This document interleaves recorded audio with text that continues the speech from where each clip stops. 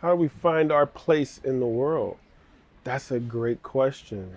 Um, how did I find my place in the world? I found my place because I had parents, I had grandparents, I had aunts, I had uncles who made it their business to make sure that I was equipped with the tools to be able to move in the world in a confident way. So, what are those tools that we need to have as young people? We need to have empathy. We need to have kindness. We need to have assuredness. We need to have, we talked about confidence.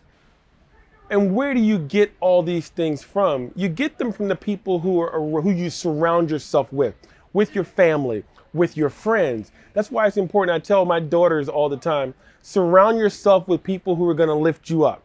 Surround yourself with people who are yes people, not no people. People who say yes to the possibilities in our world. I can't stress enough, how much reading is important and how there is power in words. Give a kid a book that you think they ought to have and that you want them to read it, and perhaps they'll read it.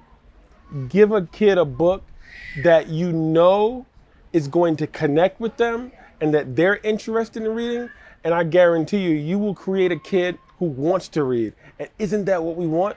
We don't just want kids who read. We want kids who want to read, because ultimately they can open their world of possible and discover tools to be able to deal with the woes and the wonders of the world. Reading is cool. And why? It's important for everybody to read. I mean, how else do we learn how to become more empathetic and connected when we're kids? I mean, it's the people around us, but through reading, we can find out about other people's lives. People who don't necessarily look like us or think or talk or walk or go to church like us.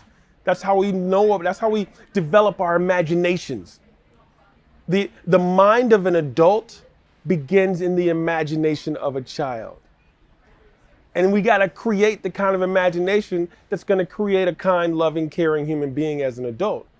You got a kid who skateboards, who surfs, who plays football. Give them a book on skateboarding or surfing or football. It's not deep. I wrote a book called Booked, Booked, Booked. It's about a boy who loves football and he hates reading, but he loves football. Give a kid a book that's going to connect with them, and maybe they'll want to read. It's really that simple.